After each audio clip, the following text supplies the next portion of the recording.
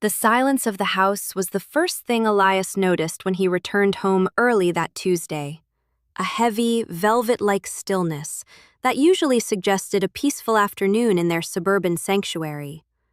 But as he stepped further into the mahogany-paneled hallway of their home in the quiet neighborhood of Sterling Heights, that silence was punctured by a sound that would change the trajectory of his life forever.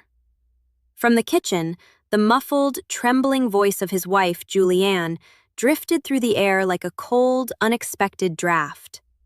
Elias stopped in his tracks, his hand still hovering over the ceramic bowl where he usually dropped his keys. He was not trying to eavesdrop. He was simply paralyzed by the raw, jagged edge in her voice, a tone he had not heard in years.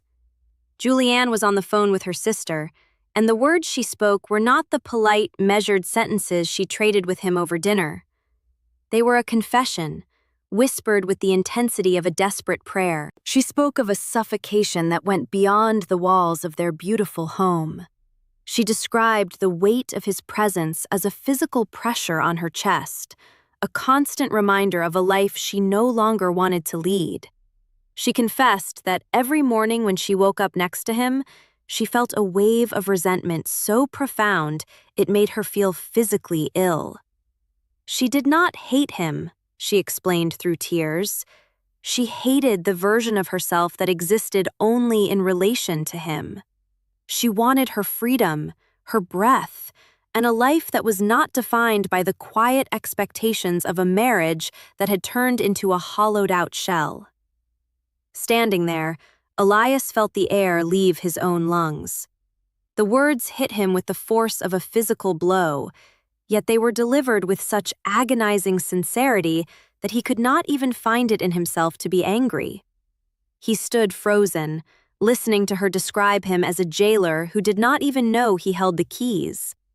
The realization was a cold, sharp blade. He had spent years trying to be the perfect husband, providing a life of stability and comfort, only to discover that his efforts were the very things casting the longest shadows over her happiness. Her desire for freedom was not a whim, it was a survival instinct. As the conversation in the kitchen continued, Elias began to drift through his own mind, reflecting on the long, slow decline of their union. He thought back to their early years in the coastal town of Morro Bay, where the air had felt charged with possibility.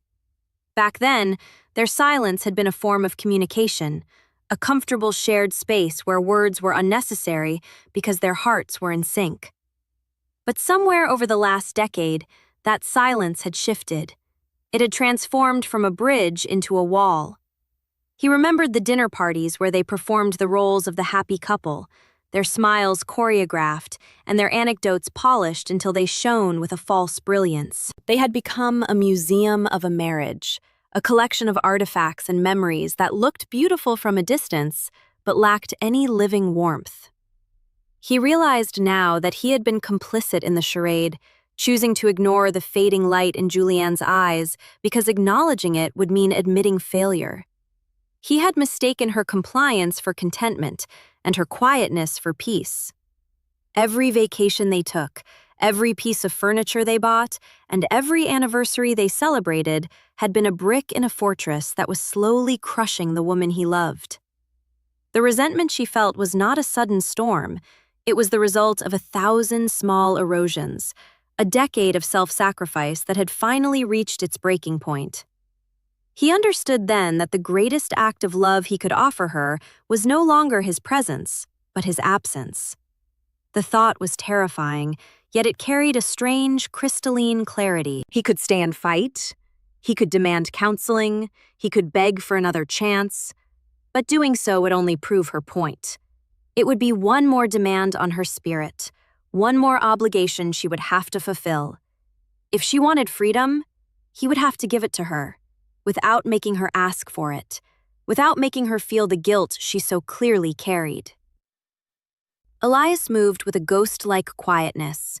He did not want to interrupt her phone call or force a scene while her heart was still laid bare to her sister.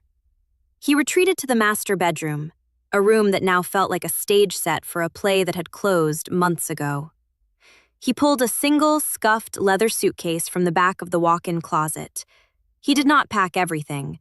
He did not want to make it look like a messy divorce or a fit of pique. He chose his clothes methodically. The suits he wore for work, a few casual sweaters, and the basic necessities. He avoided the mementos. He left the framed photograph of their wedding day on the nightstand, the silver frame catching the afternoon sun. He left the expensive watch she had bought him for his 40th birthday. He took only what was essential for a man starting over. Each item he placed in the bag felt strangely light, as if the weight of his old life was being stripped away with every zipper and fold. He felt an expansive, hollow ache in his chest, a sadness that was less about a single moment and more about the slow erosion of a decade's worth of hope. When he was finished, he carried the bag down the back staircase, avoiding the kitchen where the low murmur of Julianne's voice still hummed. He placed the suitcase in the trunk of his car and sat in the driver's seat for a long moment, watching the shadows of the oak trees stretch across the driveway. He did not drive away immediately. Instead, he waited. He waited until he heard the kitchen door open and close, signaling that Julianne had gone out to the garden, her usual place of solace. Only then did he return to the house to face the inevitable. He found her sitting on the stone bench near the hydrangeas, looking at the horizon with a vacant expression. When she saw him approaching, the mask immediately began to slide back into place. She wiped her eyes and offered a fragile, practiced smile. "You're home early," she said, her voice sounding thin and brittle. "I heard you, Julianne," he said softly, sitting on the opposite end of the bench. He did not use a tone of accusation. He spoke with the gentleness of a man delivering a difficult truth. "I heard the phone call. I heard everything." The silence that followed was absolute.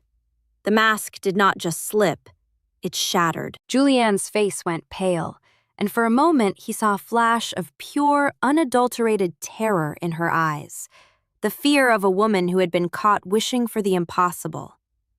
But as Elias continued to speak, telling her that he wasn't angry, that he understood her resentment, and that he was leaving so she wouldn't have to, that terror transformed. It turned into a profound, shaking relief. They sat there for an hour, the longest and most honest hour of their marriage. There were no shouts, no recriminations. They spoke about the burden of expectations and the tragedy of two good people who simply no longer fit together. Elias realized that by admitting the marriage was over, they were finally able to see each other clearly again. The confrontation was not an end, but a release. The aftermath was a blur of logistics and quiet transitions.